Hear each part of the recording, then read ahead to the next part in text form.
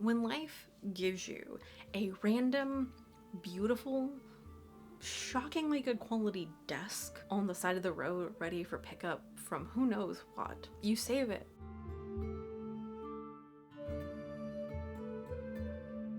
Hello and welcome to Bookhoarding by Bianca. I am Bianca and I am going to talk to you about a mini sewing room makeover that I guess I did that was kind of inspired by a desk that is under me right now that I found on the side of the road that I don't know if it was sent for like pickup from like, I don't know, it just was on the side of the road. In my defense, it was like in the area that people always put like free stuff and or the mattresses that they want to toss when they're moving out. So this desk was super nice. I looked up the stuff from the maker's marks inside, and basically it seems like it was a revival line from like the early aughts, that basically a company acquired an old historical company and decided to like just use the name of that historical company for this new line. So like it's not that old, but it was clearly I think used in like a children's collection. And luckily I am all of 5'1.5" or whatever, so a children's thing is great for me. I have some footage of revamping this thing, but pretty much the steps were bring the thing to my house, detach all of the hardware, have my husband sand it all down because he loves sanding shit, paint it. How many fingers am I at? Oh yeah, I decided to gild it as well because I got on like this rabbit hole of this gilding thing. This woman on YouTube who's amazing who does gilding, and I'm like, this is amazing. I'm not that good, but also it's amazing. So anyway, I decided to gild the little cool edges on it, and then I decided to wallpaper it with some Arts and Craft Morris wallpaper, which you'll also notice is behind me. So it's going for like Arts and Crafts meets Modern Sewer, who is also working on some D&D inspired clothing line stuff for fashion school, I guess. I'm very much drawing inspiration from like druids right now in my kind of thinking about my upcoming schoolwork, so maybe that's why I'm really stuck in this kind of like arts and crafts, return to like handwork and like this in natural form. I don't know. Come with me on my journey to basically revamp a desk and make it fun, and then I will come back and talk to you about these things. Okay, this is my lovely husband, and he is sanding this table. You can see that it was like that weird, interesting, wannabe antique, yellow white thing, and we sanded it down, and it's actually shockingly good quality. The top, actually, he never managed to sand off that. I don't know what they put on it, so it just is what it is, covered with my wallpaper.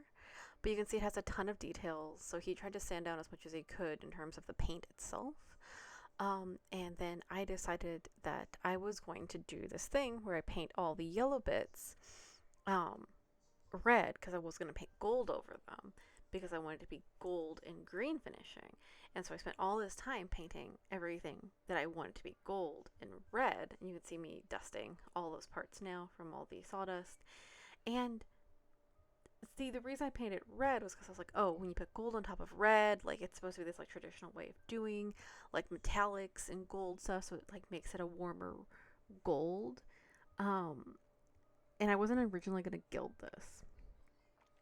But then look at how like nice I'm being. Look at like these little details.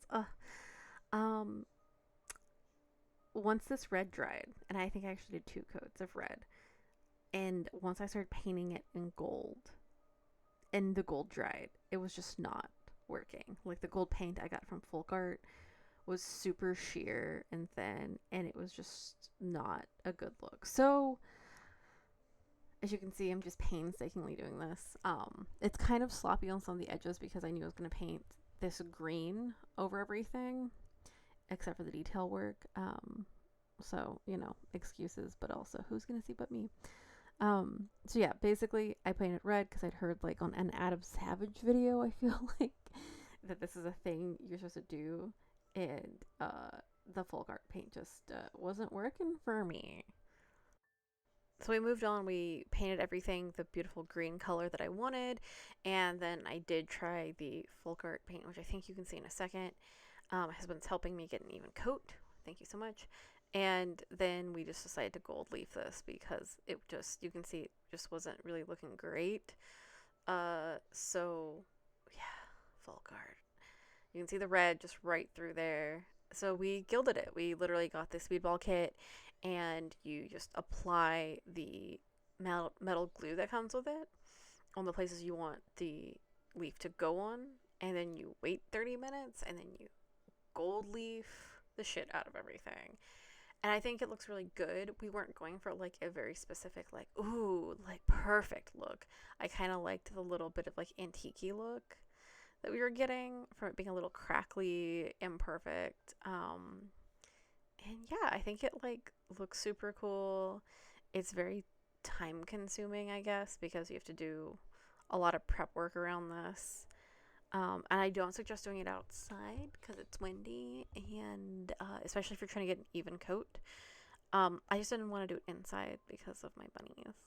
So here's the final thing, and like we painted the hardware gold too, and I think it looks so nice.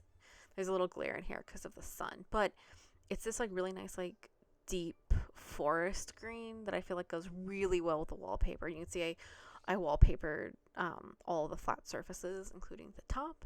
And I just love it. I think it's a really nice combo of things. I think that gold and like the hardware looks really cool. It's not perfect, but I think it's nice. Welcome back. I haven't moved since I last said something to you, but you should have seen new footage between this and now. So behind me are pegboards, and specifically they're IKEA pegboards. I know that I probably could have just gone to Home Depot and gotten them, but IKEA has this whole line of like really cool pegboard shit and accessories.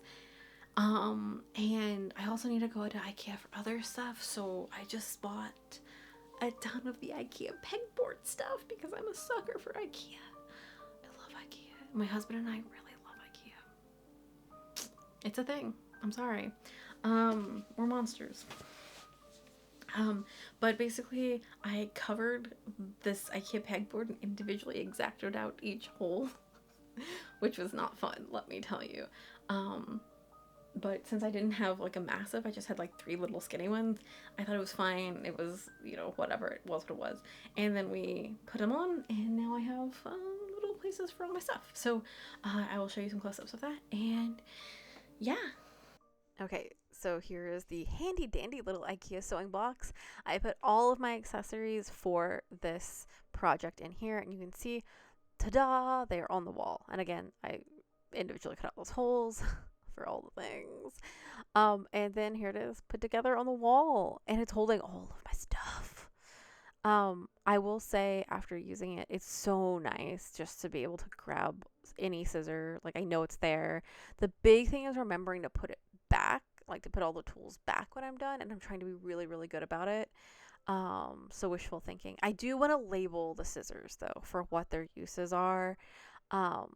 Because I know which ones are which, but I also want to make sure that like my partner can use them, or anyone else who might be here could use them. But I can hang my rulers, my French curves. I used this little like the little clippies to kind of hang patterns and other miscellaneous things, and I put all my pins and extra needles and safety pins and beadwork and my sewing cleaning kits and all that good stuff. You can see here I've tried to hang my patterns, my blocks that I like, the patterns I use the most for stuff here. Yeah, it's just nice. I really dig it. Like I can't say enough about how nice it was, like while I've been doing my schoolwork, just to go over and grab what I need. And be like, okay, so my slopers are over here, and I know that my scissors are over here, and I can pop these back in place. And I did hang these a little bit high off the wall so that like I could have stuff hang off of it. So far the pattern, the wallpaper stuff hasn't made things hard to find. I think you can see here that like most of the time I'm in the sewing room, it has a lot of direct sunlight on it. So yeah, I can just like dig and get the box cutter or anything that I need while I'm doing a project, and it's just nice. And I also really love these clear containers so I can just see all my stuff. So this is the before really quick of the sewing space, and then this is the after-ish. I need to deal with those canisters.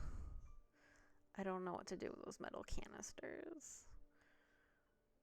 Like, they could hold stuff. I put them in the kitchen for a while, but I never used them. Anyway, huzzah! Okay, well, with the desk and the pegboard in order and some more minor cleaning that I've been doing in my sewing space, I think I am ready for the new semester to start. If ready is even a term I could use in this tumultuous time of living in a global pandemic, if not two, I guess, at this point. Anyway, thank you for joining me on this kind of winsome little tour of my sewing space, and I hope that you have a great day.